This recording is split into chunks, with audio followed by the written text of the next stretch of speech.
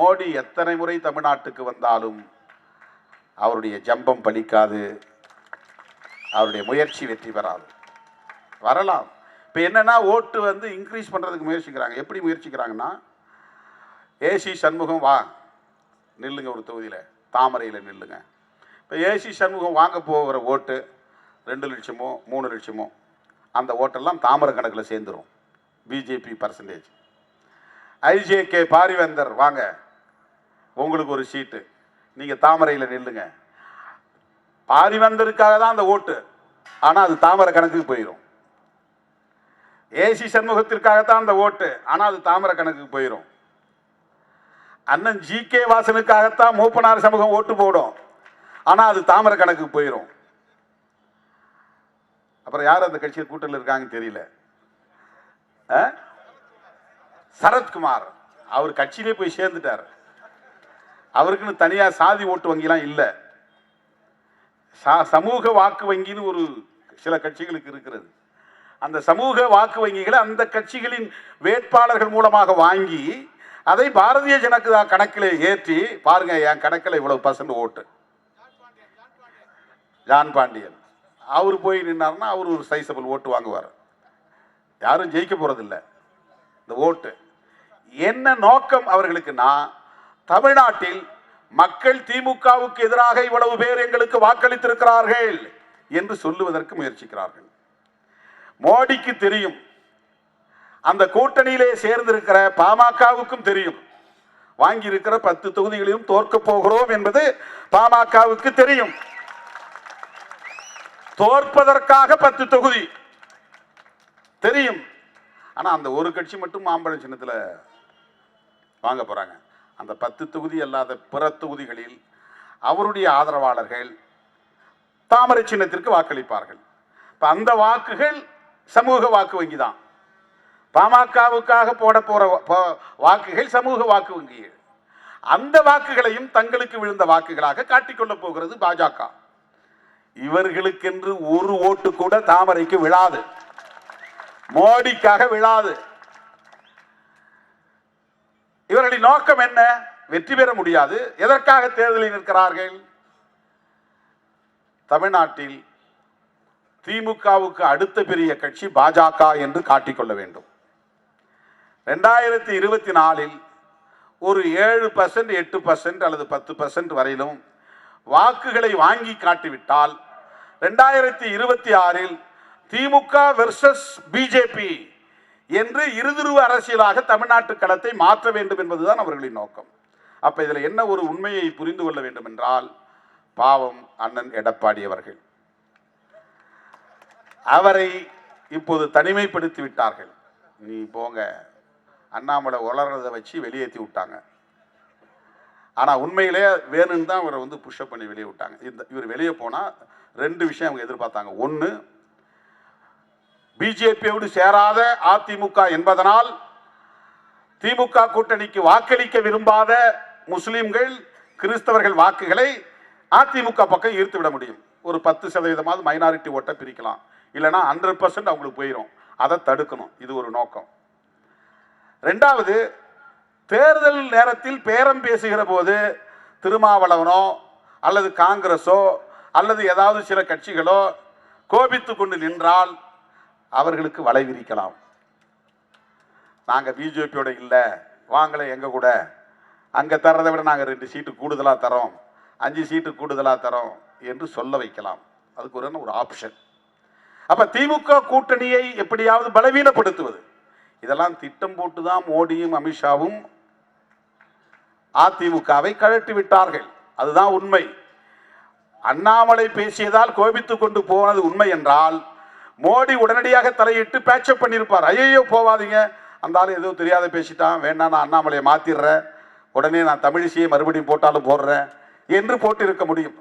இல்லை என்றால் டெல்லிக்கு வர சொல்லி பேசியிருக்க முடியும். இல்லை என்றால் இப்ப பாமகவை மிரட்டிய மாதிரி மிரட்டியாவது அதிமுகவை கூட்டணியிலே சேர்த்திருக்க முடியும். வெற்றி பெற வேண்டும் என்று விரும்பி இருந்தால், 1-2 தொகுதிகளிலாவது வெற்றி பெற வேண்டும் என்று விரும்பி இருந்தால் அதிமுகவையும் கூட்டணியிலே சேர்த்திருக்க முடியும். அவர்களிடத்திலே ஏவுவதற்கு பல நிறுவனங்கள் இருக்கின்றன. இடி இருக்கிறது, ஐடி இருக்கிறது, சிபிஐ இருக்கிறது. ஆனா ஏன் பண்ணல?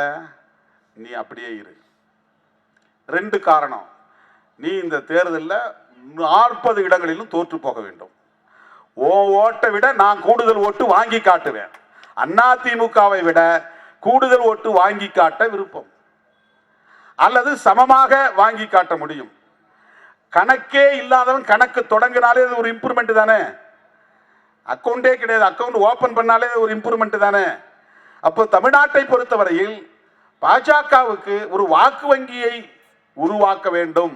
இதுதான் உடைய திட்டம். அருமை தோழர்களே, மோடி அவர்கள் இங்கு வரும்போதெல்லாம் பேசுவது திமுக இந்து தர்மத்திற்கு எதிரானது, இந்துக்களுக்கு எதிரானது. இங்க உட்கார்ந்துருக்கிறதுல 90% பேர் இந்துக்கள் தான்.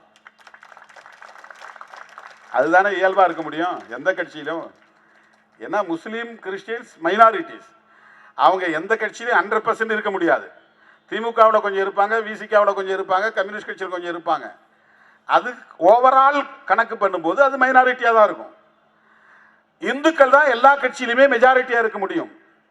இன்னைக்கு திமுக ஆளுங்கட்சியாக இருக்கிறது என்றால் பெரும்பான்மை இந்து சமூகத்தினரின் வாக்குகளால் தான் அது ஆளுங்கட்சியாக இருக்கிறது.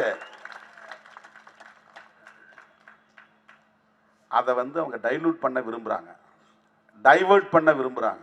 நேற்றுதான் அல்லது இன்றை காலை தான் பாட்டாளி மக்கள் கட்சி பாஜகவிலே போய் சேர்ந்து இருக்கிறது. அண்ணன் அவர்கள் அண்மையிலே ஒரு கூட்டத்தில் பேசும்போது சொன்னார், தமிழ்நாட்டை பொறுத்தவரையில் பாஜக 0 என்று சொன்னார், 0 என்று சொன்னார். சில ஆண்டுகளுக்கு முன்பு பாமக நிறுவனர் மருத்துவர் ராமதாஸ் அவர்கள் பாஜக ஆட்சிக்கு மார்க் போட வேண்டும் என்று ஒரு பேட்டியிலே பத்திரிகையாளர் கேட்கிறார். அப்போது அவர் சொன்னார், பாஜகவுக்கு மார்க்கே போட முடியாது, 0க்கு கீழே ஏதாவது இருந்தால் சொல்லுங்கள் போடலாம் என்று சொன்னார். அப்போ ஒரு உண்மை தெரிகிறது, அவரும் பாஜகவை 0க்கு கீழே மதிப்பீடு செய்கிறார். நம்முடைய தளபதியும் பாஜக 0 என்கிறார். அந்த 0த்தோடு ஒன்று சேர்ந்திருக்கிறது, அவ்வளவுதான். 0 + 1 = 1. பாஜக + பாமக = பாமக, அவ்வளவுதான். இந்த 2 கட்சிக்கு இடையில் மட்டும்தான் இப்போது ஒரு உடன்பாடு ஏற்பட்டிருக்கிறது. வேறு யார் யார் அந்த கட்சியிலே என்னென்ன உடன்பாடு ஏற்படுத்தி இருக்கிறார்கள், என்னென்ன தொகுதிகளை பங்கீடு செய்து கொண்டார்கள் என்று எதுவும் தெரியவில்லை. இதுதான் தமிழ்நாட்டை பொறுத்தவரையில் எதிரணியில் இருப்பவர்களின் நிலை. ஒரு அணியாக இருந்து 3ஆக சிதறி இப்போது 2ஆக மாறி நிற்கிறார்கள். அதிமுக தனிமைப்படுத்தப்பட்டு நிற்கிறது, ஆளே கிடைக்கவில்லை. ஒரு வருஷமாக அண்ணாமலை கதவுகளை திறந்து வைத்தார், ஜன்னல் கதவுகளை திறந்து வைத்தார், யாரும் வந்த பாடில்லை. இவரே போய் பாமக கதவை திறந்து கொண்டு உள்ளே போனார். இவர் திறந்து வைத்த வீட்டு கதவுக்குள் யாருமே வரவில்லை. இவராக போய் பாமக கதவை திறந்து உள்ளே போய் பார்த்து தூக்கி கொண்டு வந்து விட்டார், ஹைஜாக் பண்ணி கொண்டு வந்து விட்டார், அள்ளி கொண்டு வந்து விட்டார்.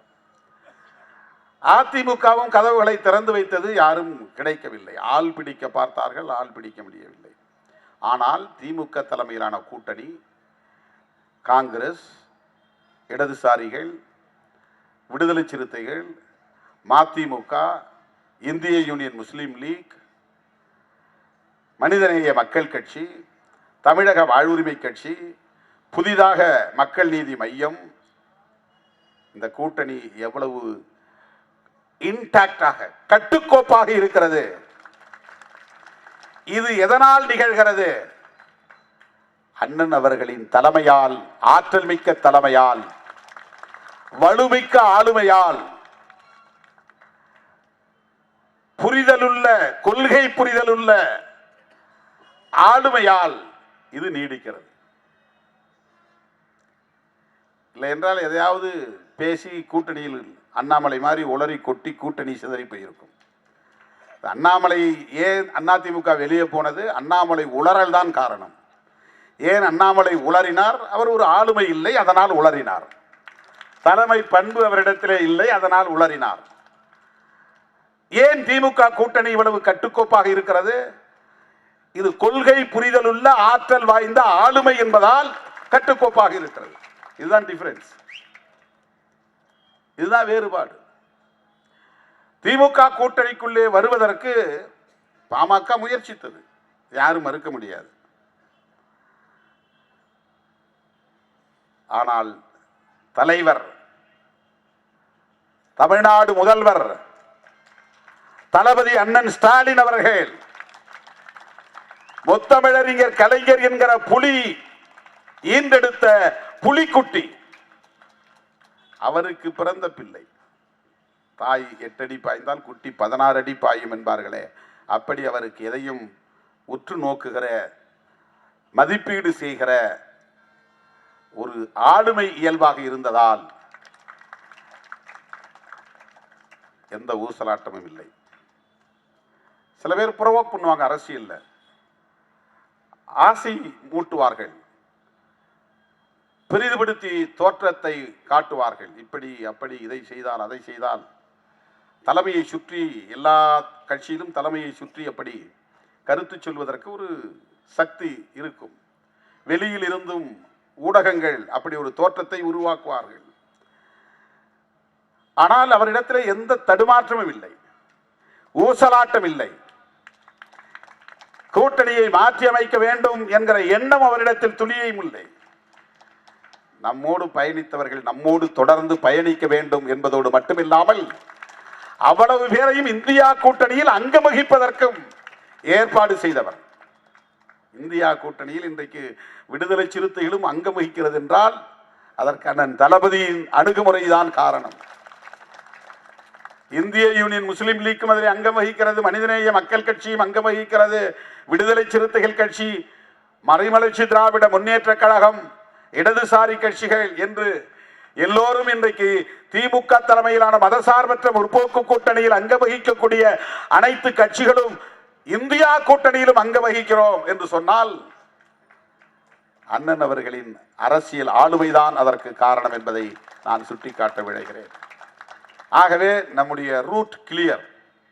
திராவிட முன்னேற்ற கழக கூட்டணிக்கான பாதை தெளிவாக இருக்கிறது. இந்துத்துவம் என்பது வேறு, இந்து தர்மம் என்பது வேறு. திமுகவிலே பழனிமலைக்கு போகிறவர்களும் உண்டு, விரதம் இருந்து மொட்டை அடிக்கிறவர்கள் உண்டு. திருப்பதிக்கு போகிறவர்கள் உண்டு, மொட்டை அடிக்கிறவர்கள் உண்டு. திகாவில் இருக்க மாட்டார்கள், அது வேறு. திமுகவிலே உண்டு. என்னுடைய தாய்க்கு கடவுள் நம்பிக்கை உண்டு. நான் ஒவ்வொரு முறையும் ஊருக்கு போகிற போது ஏதேனும் ஒரு கோயிலுக்கு போய்விட்டு வந்து எனக்கு திருநீர் பூசுகிறார் என்னுடைய தாய். நான் அதை ஒருபோதும் மறுத்ததில்லை. என் நெற்றியிலே அவர் திருநீர் பூசுகிற போது நான் ஒருபோதும் அதை மறுத்ததில்லை. அவருக்குள்ள நம்பிக்கை அது. சில கிராமங்களில் என்னை அழைத்து கோபுர கலசத்திலே தண்ணீர் ஊற்ற வைப்பார்கள், என் தலையில் சுமக்க வைப்பார்கள். அவர்களின் உணர்வை மதித்து நான் தலையில் சுமந்து போயிருக்கிறேன், கலசத்தில் போய் ஊற்றி இருக்கிறேன். எனக்கு புண்ணியம் கிடைக்கும் என்பதற்காக அல்ல, என் மீது நம்பிக்கை வைத்திருப்பவர்களை நான் மகிழ்ச்சிப்படுத்த வேண்டும் என்பதற்காக, என் மீது அவர்கள் காட்டுகிற பற்றுக்கு நான் நன்றி செலுத்த வேண்டும் என்பதற்காக. அருமை தோழர்களே, நாம் மோடி மீண்டும் ஆட்சிக்கு வரக்கூடாது என்று சொல்லுவதற்கு, அவரை ஆட்சிக்கு வரவிடாமல் தடுப்பதற்கு, இந்தியா கூட்டணியை அமைத்ததற்கு இதுதான் காரணம். தமிழ்நாட்டிலிருந்து தான் அந்த புயல் மையம் கொண்டது. இந்தியா கூட்டணி என்கிற மையம் அறிவாலயத்திலிருந்து தான் முதல் புள்ளி தொடங்கியது. மோடி வித்தை காட்டுகிறார்கள். 7 முறை கொண்டு வந்து மோடியை பேச வைத்து விட்டால் தமிழ்நாட்டு மக்கள் என்ன வட இந்தியர்களா ஏமாறுவதற்கு? நீ ஜெய் ஸ்ரீராம் சொன்னதும் இவர்கள் உடனே மயங்கி விழுந்து மோடி மோடி என்று கூச்சல் போடுவதற்கு. இது பெரியார் பக்குவப்படுத்திய மண், பேரறிஞர் அண்ணா பதப்படுத்திய மண், முத்தமிழறிஞர் கலைஞர் கட்டி காப்பாற்றிய மண். யார் யார் எப்படி என்பதை எடை போடக்கூடிய ஆற்றல் தமிழ்நாட்டு மக்களுக்கு, வாக்காளர் பொதுமக்களுக்கு உண்டு. சுயமாக சிந்தித்து வாக்களியுங்கள் என்று சொல்லக்கூடிய அரசியல் தான் தமிழ்நாட்டிலே நடக்கிறது. ஏமாற்றி வாக்குகளை பறிக்கிற அரசியல் அல்ல. மோடி வித்தை காட்டி வாக்குகளை பறிக்கிற அரசியல் அல்ல. நீ யாருக்கு வாக்களிக்க வேண்டும், ஏன் வாக்களிக்க வேண்டும், எதற்காக வாக்களிக்க வேண்டும் என்பதை நீயே தீர்மானித்துக் கொள் என்று சொல்லக்கூடிய அளவுக்கு அரசியல் போதனைகள் செய்யப்படுகிற மண். இந்தியாவிலேயே நள்ளிரவு 12 மணி வரையில் அரசியல் கூட்டங்கள் நடக்கிற ஒரே மாநிலம் தமிழ்நாடு தான். இந்த கலாச்சாரத்தை இங்கே வளர்த்ததும் திராவிட இயக்கங்கள் தான், குறிப்பாக திராவிட முன்னேற்ற கழகம் தான். நாள்தோறும் பொதுக்கூட்டங்கள் நடக்கும் தமிழ்நாட்டின் மூளை முடுக்கெல்லாம். எல்லா கூட்டங்களிலும் இந்த அரசியல் பிரச்சாரங்கள் நடக்கும். வெறும் தேர்தல் பிரச்சாரம் கிடையாது. வட இந்திய மாநிலங்கள்லாம் தேர்தல் நேரத்தில் தான் பிரச்சாரம். பெரும்பாலான பொதுக்கூட்டங்கள் 8 மணிக்கே முடிந்துவிடும் வட இந்தியா மாநிலங்களிலே. நள்ளிரவு 12 மணி வரை எல்லாம் நடக்காது. ஆக அரசியல் போதனை என்பது, அரசியல் பயிற்சி என்பது வெறும் கட்சி கூட்ட அரங்குகளில் நடப்பதல்ல, வீதிகளில் நடக்கிறது. தமிழ்நாட்டிலே வீதிகளில் நடக்கிறது. பொதுமக்களை அரசியல் படுத்துகிற நடவடிக்கைகள். கட்சிக்காரனை மட்டும் அரசியல் படுத்துறது இல்லை. ட்ரைனிங் கொடுத்து வாங்க, ஒரு 100 பேர் 200 பேர் 500 பேர் வாங்கன்னு ரொட்டீனா வந்து 3 மாசத்துக்கு ஒரு முறை பயிற்சி கொடுக்கிற மாதிரி வெறும் கட்சி தோழர்களுக்கு மட்டும் பயிற்சி கொடுக்கிற அரசியல் தமிழ்நாட்டிலே இல்லை. பொதுமக்களையும் அரசியல் படுத்துகிற ஒரு அரசியல் தமிழ்நாட்டிலே உண்டு. நாம் விமர்சிப்பது சனாதன தர்மம் என்று சொல்லுவது, இந்துத்துவா என்று சொல்லுவது பிஜேபியின் பித்தலாட்ட அரசியல் தான். அதை தான் நாம் வந்து அம்பலப்படுத்துறோம். இந்து தர்மம் வேற, இந்துத்துவா வேற. சிவபெருமான் மீது வைத்திருக்கிற நம்பிக்கை, மகாவிஷ்ணு மீது வைத்திருக்கிற நம்பிக்கை, சபரிமலை ஐயப்பன் மீது வைத்திருக்கிற நம்பிக்கை, நம்முடைய இந்து சமய அறநிலையத்துறை அமைச்சரே அவருடைய போன்ல எப்பவுமே சாமியே சரணம் ஐயப்பா தான். அவருக்கு நம்பிக்கை உண்டு. இது வந்து இந்துயிசம், இந்து தர்மம். பின்பற்றக்கூடிய விரதம் அது இந்து தர்மம். மறுபிறவி உண்டு என்ற நம்பிக்கை அது இந்து தர்மம். பொய் சொல்லக்கூடாது, மற்றவர்களை ஏய்க்க கூடாது, கடவுள் கண்ணை குத்தி விடுவார் என்று நம்புவது இந்து தர்மம். நாம் அதை பேசல. பாஜக செய்கிற பித்தலாட்ட அரசியலை, அதுதான் அவர்கள் வைத்திருக்கிற பெயர் இந்துத்துவா. என்ன வைத்திருக்கிறார்கள்? முஸ்லிம்களுக்கு எதிரான வெறுப்பு அரசியல், கிறிஸ்தவர்களுக்கு எதிரான வெறுப்பு அரசியல். அரசமைப்பு சட்டத்தை நீர்த்து போக செய்வதற்கான நடவடிக்கைகள், அரசமைப்பு சட்டத்தில் உள்ள ஜனநாயக விழுமியங்களை அவமதிப்பது, சிஏஏ சட்டம் கொண்டு வந்திருப்பது, ஜம்மு காஷ்மீரை உடைத்து சிதற வைத்திருப்பது, ஜிஎஸ்டி வரி விதிப்பின் மூலம் இந்துக்களுக்கும் பாதிப்பை ஏற்படுத்தி இருப்பது, அதானி அம்பானி போன்ற பெரும் முதலாளிகளுக்கு தொண்டு செய்வது, கோல்வாக்கரின் அரசியலை உயர்த்தி பிடிப்பது, நாத்துராம் கோட்சேவை மகாத்மா என்று சொல்லுவது, காந்தியடிகளை சிறுமைப்படுத்துவது, ஜவஹர்லால் நேருவை சிறுமைப்படுத்துவது, திராவிட அரசியலை கொச்சைப்படுத்துவது, பெரியாருக்கும் காவி பூச முயற்சிப்பது, வள்ளலாருக்கு காவி சாயம் பூசுவது, திருவள்ளுவருக்கு காவி சாயம் பூசுவது, இதுவெல்லாம் பாரதிய ஜனதாவும் சங் பரிவார்களும் செய்யக்கூடிய பித்தலாட்ட அரசியல். இதுதான் அவர்களுடைய இந்துத்துவ அரசியல். இதைத்தான் நாம் எதிர்க்கிறோம். ஒரு முழுநேர அரசியல் என்பது பொதுவாக 2 இயக்கங்களிடம்தான் உண்டு. ஒன்று கம்யூனிஸ்ட் இயக்கம், இன்னொன்று பிஜேபி ஆர்எஸ்எஸ். இந்தியாவில் ஃபுல் டைமர்ஸ் என்றே ஒரு பிரிவு உண்டு ஆர்எஸ்எஸ்ல. அவர்கள் 24 மணி நேரம் கட்சி பணிதான் செய்ய வேண்டும். திருமணமும் செய்து கொள்ள மாட்டார்கள். இந்தியா முழுவதும் 13,000 பேர் அப்படி திருமணம் செய்து கொள்ளாமல் இருக்கிறார்கள் ஆர்எஸ்எஸ் இயக்கத்தில். அவர்கள் ஃபுல் டைமர்ஸ், முழு நேர பணியாளர்கள். அதே போல கம்யூனிஸ்ட் இயக்கத்தில் ஃபுல் டைமர்ஸ் என்று சிலரை தேர்வு செய்து அவர்களை மாவட்டம் விட்டு மாவட்டம், மாநிலம் விட்டு மாநிலம் அனுப்புவார்கள். போய் அங்கேயே இருந்து ஆந்திராவில் இருந்து 3 வருடங்களில் வேலை செய்ய வேண்டும் என்று டெபுடேஷன் போட்டு விடுவார்கள். அங்கே போய் அவங்க வேலை செய்யணும். அந்த மாதிரி ஃபுல் டைமர்ஸ் இருக்கிற இயக்கங்கள் இந்தியாவில் கம்யூனிஸ்ட் இயக்கங்கள், குறிப்பாக எம்எல் இயக்கங்கள், மார்க்சிஸ்ட் லெனினிஸ்ட் இயக்கங்கள். அதற்கடுத்து பிஜேபியில் குறிப்பாக ஆர்எஸ்எஸ் இயக்கம். எனக்கு தெரிந்து அதை போல ஒரு ஃபுல் டைமராக வேலை செய்யக்கூடியவர் திராவிட முன்னேற்ற கழகத்திலே உண்டு என்றால் அது அண்ணன் சேகர் பாபு அவர்கள்தான். 24 மணி நேரமும் அரசியல் சிந்தனை, கட்சி வளர்ச்சி சிந்தனை. அதை கடந்து எந்த களத்தில் மக்களுக்காக பணியாற்றுகிறோமோ அந்த மக்களில் எந்தெந்த பிரிவினர் நலிந்த பிரிவினர்களாக இருக்கிறார்கள் அவர்களை பற்றிய சிந்தனை. அவரை புகழ்வதற்காக இதை சொல்லவில்லை, நாம் ஒவ்வொருவரும் கற்றுக்கொள்ள வேண்டும் என்பதற்காக சொல்லுகிறேன். நான் அவரை புகழ்வதால் அவருக்கு எந்த லாபமும் கிடைக்கப் போவதில்லை. திருமாவளவன் புகழ்ந்தால் உடனே கட்சி தலைவர் அழைத்து அவரை பாராட்டிவிடப் போவதில்லை. அவருக்கு பதவி உயர்வு கிடைத்து விடப் போவதில்லை. எனக்கு என்ன தோன்றுகிறது என்றால், அரசியலில் ஈடுபடுகிறவர்களுக்கு முதல் தகுதியே, அடிப்படை தகுதியே, முதன்மையான தகுதியே, ஒரே தகுதியே என்னவென்றால் தொண்டுள்ளம் என்பதுதான். தொண்டுள்ளம் என்பதுதான் அரசியல் வாழ்வில் நாம் உருவாக்கி கொள்ள வேண்டிய ஒரே தகுதி. பொதுவாக அரசியல் என்ன நினைக்கிறாங்கன்னா, ஒரு பதவி வாங்கலாம், அது ஒரு நமக்கு ஒரு கெத்து, மகிழ்ச்சி, நாம் அந்த கட்சியில் இவ்வளோ பெரிய பொறுப்பில் இருக்கிறேன், உடனே ஒரு வண்டியை வாங்கி அந்த வண்டியில் பேரை பெருசாக போட்டு நான் மாவட்ட செயலாளர் அப்படின்னு போட்டுக்கணும், வீட்டு முன்னால் பெருசாக மாவட்ட செயலாளர் போட்டுக்கணும். அது அதற்காக ஆசைப்பட்டு அரசியலுக்கு வர்றவர்கள் உண்டு.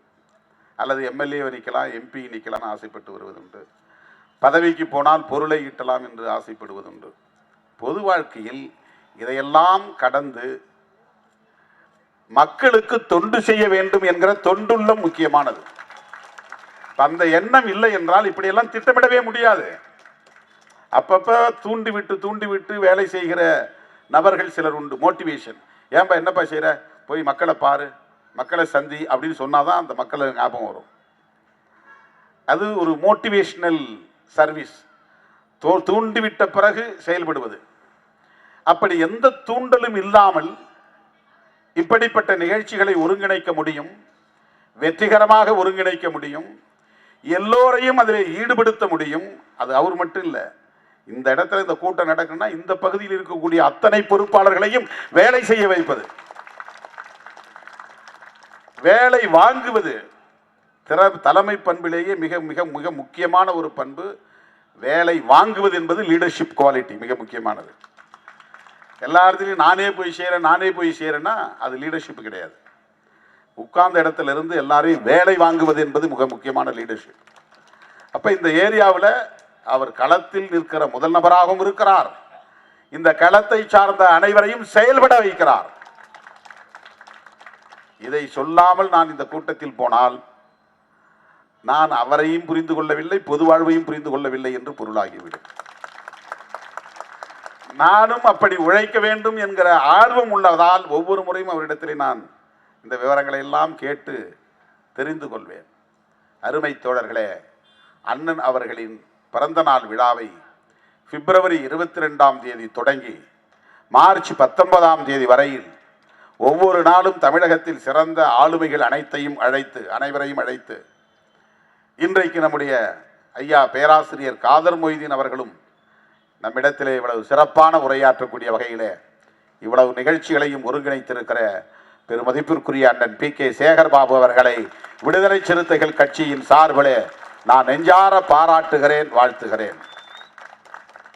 தமிழக முதல்வர் அண்ணன் தளபதி அவர்களை அவருடைய பிறந்த நாளை ஒட்டி அவர் 100 ஆண்டுகளுக்கு மேலாக நீடூழி வாழ வேண்டும் என்று நான் வாழ்த்த கடமைப்பட்டிருக்கிறேன். தாய் 8 அடி பாய்ந்தால் குட்டி 16 அடி பாயும் என்று தமிழிலே ஒரு பழமொழி உண்டு.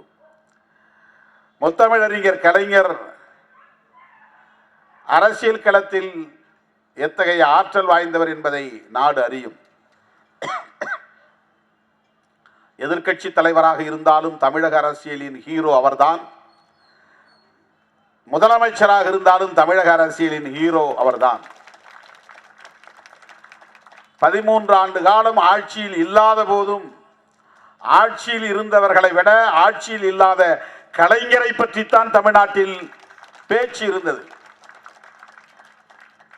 இந்தியா முழுவதும் பேச்சு இருந்தது.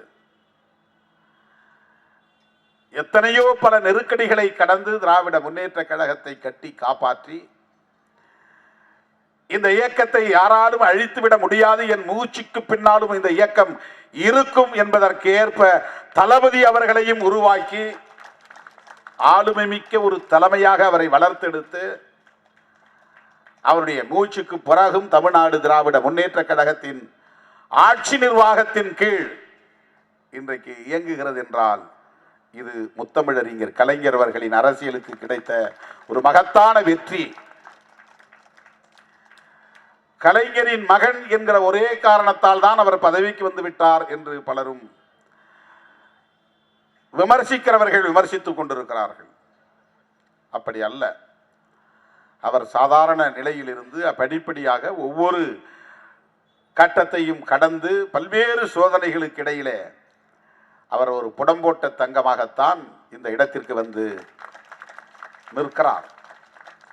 எத்தனை நெருக்கடிகளை கடந்திருக்கிறார், எத்தனை இடர்களை சந்தித்திருக்கிறார், எவ்வளவு அடக்குமுறைகளை ஒடுக்குமுறைகளை சந்தித்திருக்கிறார், மிசா காலத்திலே எப்படி அவர் ரத்தம் சிந்தி இருக்கிறார். இவையெல்லாம் தமிழ்நாடு அறிந்த வரலாறு தான். அது ஒரு தகுதி என்றால் அதைவிட முக்கியமானது பகுத்தறிவு பகலவன் தந்தை பெரியார், பேரறிஞர் அண்ணா ஆகியோர் வார்த்தெடுத்த கொள்கைகளை, வடித்தெடுத்த கொள்கைகளை, வகுத்தளித்த கொள்கைகளை முத்தமிழறிஞர் கலைஞர் கட்டி காப்பாற்றினார். முத்தமிழறிஞர் கலைஞர் அவர்கள் கட்டி காப்பாற்றிய அந்த கொள்கைகளை அவருடைய மறைவுக்கு பிறகும் கட்டி காப்பாற்றக்கூடிய கொள்கை சார்ந்த வலிமை கொண்ட தலைமையாக, கோட்பாடு சார்ந்த வலிமை கொண்ட தலைமையாக தன்னுடைய தகுதியை பெருக்கிக் கொண்டவர் அண்ணன் தளபதி அவர்கள். அதனால்தான் தோழர்களே, இந்திய அரசியலிலேயே எந்த மாநிலத்திலும் இல்லாத வகையில் 2018ஆம் ஆண்டு காவிரி நீர் சிக்கலுக்காக நடைபயணம் மேற்கொண்ட போது இன்றைக்கு கூட்டணியில் இடம்பெற்றுள்ள அத்தனை கட்சிகளையும் தோழமை கட்சிகளையும் ஒருங்கிணைத்து போராட்ட களத்தில் அரவணைத்து சென்றார். அப்போது கருவானதுதான் இந்த கூட்டணி. 2019 உருவானதுதான், வடிவம் பெற்றதுதான் இந்த கூட்டணி. போராட்ட களத்தில் கருவுற்று தேர்தல் களத்தில் உருப்பெற்று தொடர்ந்து 6-7 ஆண்டுகளாக கட்டுக்கோப்பாக இந்த கூட்டணி இயங்குகிறது என்றால் அதற்கு அண்ணன் அவர்களுடைய தலைமைதான், அவருடைய ஆளுமைதான் முதன்மையான காரணம். வேற எந்த மாநிலத்திலும் கூட்டணி அப்படி எல்லா தேர்தலிலும் தொடர்ச்சியாக நீடிப்பதில்லை. 2019 நாடாளுமன்ற தேர்தலில் இந்த கூட்டணி கட்டுக்கோப்பாக இருந்து மாபெரும் வெற்றியை ஈட்டியது. தேனியை தவிர மற்ற 39 இடங்களிலும் திமுக கூட்டணி வெற்றி பெற்றது. 2021 இதே கூட்டணி கட்டுக்கோப்பாக இருந்து ஆட்சியை கைப்பற்றியது. அதன் பிறகு நடந்த ஊரக உள்ளாட்சி அமைப்புகளுக்கான தேர்தல், அதன் பிறகு நடந்த நகர்ப்புற உள்ளாட்சி அமைப்புகளுக்கான தேர்தல்,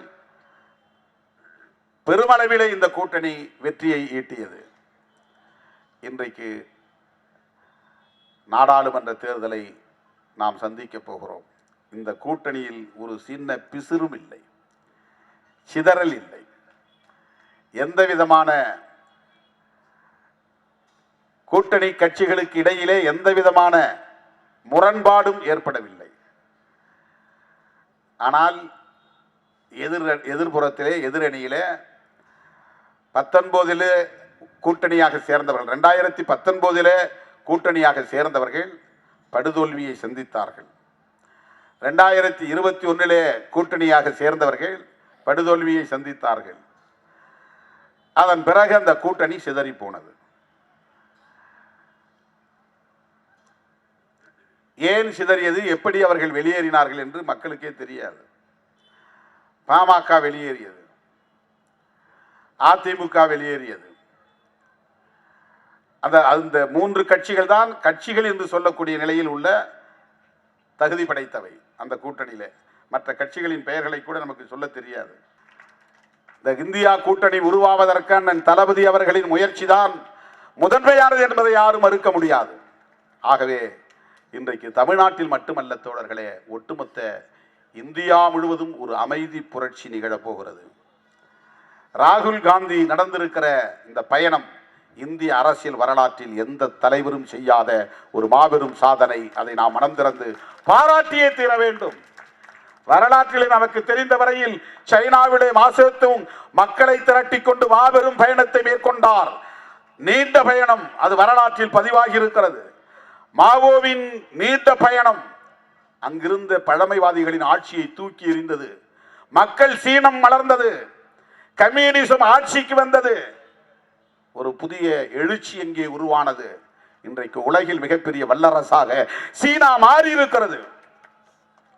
அதன் பிறகு இந்திய அரசியலில், உலக அரசியலில் ஒரு நீண்ட நெடிய பயணம் கால்நடையாகவே தெற்கிலிருந்து வடக்கே, கிழக்கிலிருந்து மேற்கே என்று இந்தியாவை தன் காலடிகளால் அளந்து மக்களை சந்தித்து வந்திருக்கிற ஒரு பெரிய பயணத்தை ராகுல் காந்தி நடத்தியிருக்கிறார். அதை தொடங்கி வைத்த பெருமை அண்ணன் தளபதி அவர்களை சாரும். கன்னியாகுமரியிலே அதன் நிறைவு விழாவிலே பங்கேற்று மோடியை வீட்டுக்கு அனுப்புவோம் என்று சங்கல்பம் எடுத்துக் கொண்டு வந்திருக்கிறார் அண்ணன் தளபதி அவர்கள். இந்த கருத்தை நாம் வலுப்படுத்த வேண்டிய தேவை இருக்கிறது. அவர்களை நாட்டை விட்டு விரட்ட வேண்டிய தேவை இருக்கிறது. ஆகவே நாட்டை மீட்டெடுப்போம், 40ஐயும் வென்றெடுப்போம் என்கிற உறுதியோடு கலைந்து செல்வோம். திமுக தலைமையிலான மதசார்பற்ற கூட்டணிக்கு, இந்தியா கூட்டணிக்கு ஆதரவு தாருங்கள், வாக்களியுங்கள் என்று கேட்டு முடிக்கிறேன். நன்றி, வணக்கம்.